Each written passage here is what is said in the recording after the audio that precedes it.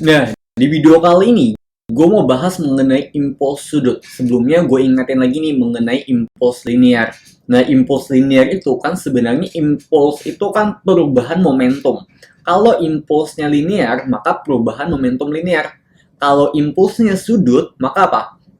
Kayak gini ya, perubahan momentum sudut. Nah, gitu. Momentum sudut itu dilambangkan dengan L. Nah, kalau kita turunkan, nah delta L kan ini, kalau kita turunkan nanti dapat kayak gini nih, torsi dikali dengan delta T. Kayak gimana tuh kok penurunannya? Kita bahas. Tapi ingatin, konsep kuncinya cuma dua ini. Nah, untuk impuls sudut.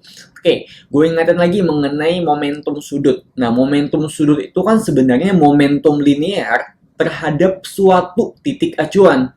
Oke, jadi momentum linear terhadap suatu titik acuan kita sebut dengan momentum sudut. Contohnya, ini sebuah partikel bermasa M bergerak dengan kecepatan V, maka dia memiliki momentum kan, momentum linear. Sekarang, kalau gue kasih titik acuan, nah ada titik acuannya nih di sini nih. Nah, maka kita bisa menghitung nih momentum sudutnya. Gimana rumus momentum sudut kan sama dengan L R cross P. Artinya apa sih? Momentum linear cross dengan R. R cross momentum linear ya. R ini jarak tegak lurus. Nah, sama ya, kayak mencari torsi. Caranya gimana? Kita bikin dulu nih perpanjangan garisnya. Nah, perpanjangan garis kerja momentum. Terus kita ambil garis tegak lurus. Nah, inilah R-nya. Nah, gitu ya.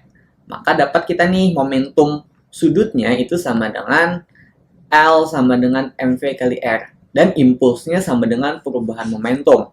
Gitu ya. Tapi ini pada benda titik. Nah, sekarang gimana kalau pada benda tegar? Nah, pada benda tegar, momentum sudutnya itu bisa kita hitung kayak gini nih. Omega ini kecepatan sudutnya, I ini adalah inersianya.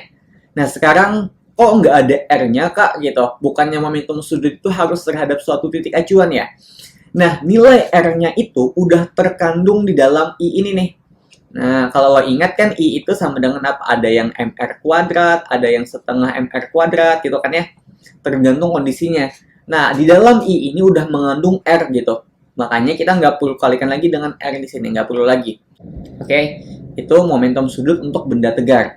Berarti impulsnya apa? Impulsnya sama dengan I dikali dengan delta L. Nah, enakan kan? Lebih enakan ya.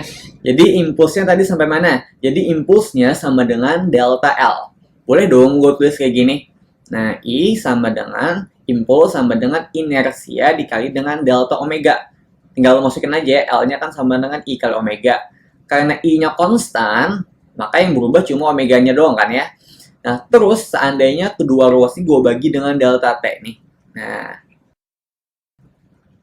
Nah gitu. Maka dapat nih jadinya kayak gini. Kalau ingat ini apa nih? Rumus apa nih? Rumus sama dengan alfa ya, percepatan sudut. Nah, gitu. Maka I kali alfa ini sama dengan apa? Sama dengan, apa sih kan nggak? Torsi ya, dia torsi. Nah, jadi impuls sudutnya itu sama dengan I sama dengan torsi kali delta T. Jadi mulainya dari mana? Ya dari sini, impuls itu sebagai perubahan momentum sudut. Itu dulu ya mengenai impuls. Sampai jumpa di video selanjutnya.